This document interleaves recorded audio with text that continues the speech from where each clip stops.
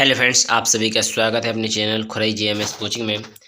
23-24 की नई किताब जो आ चुकी है आपकी एट गेट अभ्यास पुस्तिका संस्कृत की कक्षा 6 पाठ 1 सब पाठ का नाम है शब्द परिचय। तो आइए बिना टाइम खराब किए किताब आपको स्क्रीन पर दिख रही होगी, इसका पार्ट 1 से सॉल्यूशन संपूर्ण देखेंगे। तो यहाँ पर आप देखने आ चुके हैं पहला पार्ट। तो यहाँ पर आपको किताब का चित्र दिया गया थोड़ा, तो यहाँ से आपका पेपर प्रारंभ होता है पार्ट 1 शब्द परिचय। तो बिना टाइम खराब किए कम समय में अधिक जानकारी प्राप्त करने के लिए थोड़ी स्पीड रहेगी, इसलिए आप मेंटेन करें। तो यहाँ पर सबसे पहले वस्तुनिष्ठ प्रश्न पूछे जाएंगे आपसे। ये साइकिल थी आपकी, ठीक है। तो वस्तुनिष्ठ प्रश्न में सबसे पहला लिखा हुआ है आम्रम शब्दस्य वर्ण विच्छेद भवति। तो यहाँ पर D is the right answer होगा। आ प्लस माँ प्लस आधा रा प्लस माँ। इस प्रकार आपने इसे कंप्लीट कर लिया होगा पहला क्वेश्चन। तो क्वेश्चन नंबर सेकंड आपकी स्क्रीन पर आपको दिख रहा होगा, यहाँ पर लिखा हुआ है मयूर हिंदी भाष्य भवति। तो यहाँ पर आपको पूछा गया है मयूर किसे कहा जाता है, तो मोर को कहा जाता है। इस प्रकार आप इसे भी जानते हैं अच्छी तरह से। तो यहाँ पर ओनली 2 क्वेश्चन ही थे ऑब्जेक्टिव। तो चलिए यहाँ से अब आपके एक पदेन उत्तरम लिखती आ चुका है। तो एक पत्र में उत्तर लिखना है आपको, तो यहाँ पर दिए गए हैं, आपको अच्छी तरह से दिख रहे होंगे। तो यहाँ पर पहले में आ भर लेना है, दूसरे में ऋषि भर लेना है, और चौथे क्वेश्चन के बाद अब आता है आपका 5वां क्वेश्चन। तो आपको क्वेश्चन और आंसर को साफ दिख रहे होंगे। इतना अच्छा सही एवं सटीक और सही दिखना इम्पॉसिबल नहीं, नामुमकिन है, यहाँ पर आपको दिख रहा होगा। तो यहाँ पर आपने क्वेश्चन नंबर 3 से क्वेश्चन नंबर 6 तक पूरे अच्छी तरह से देख लिए होंगे।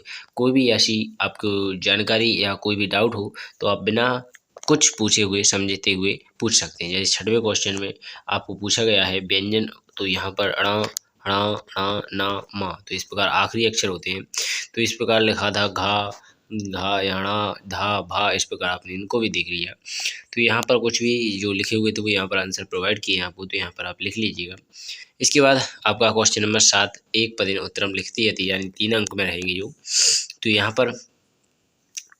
पर आप देखेंगे, यहाँ पर लिखा है अश्व। जैसे आप 5 पशुओं यानी नाम लिखती पशुओं के नाम लिखना था, संस्कृत में लिखना है, इसलिए थोड़ा आप डायरेक्ट आंसर पर फोकस करें। आप लिख लीजिएगा, सिर्फ आपको लिखना है।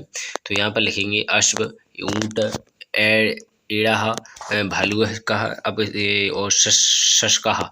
तो यहाँ पर बता दें अश्वानी होता है घोड़ा, ऊँटानी उष्ट आनी होता है ऊँट, और एड़ आनी होता है एड़ आनी होता है गैड़ा, हाथी होता है जो। इसके बाद भल्लू कहा यानी भालू होता है, सशक कहा यानी शशक होता है, ठीक है। इस प्रकार आप इनको अच्छी तरह से देख लीजिएगा, तो आपके पशुओं के नाम हो जाएंगे। इसके बाद आता है आपका 8वां क्वेश्चन।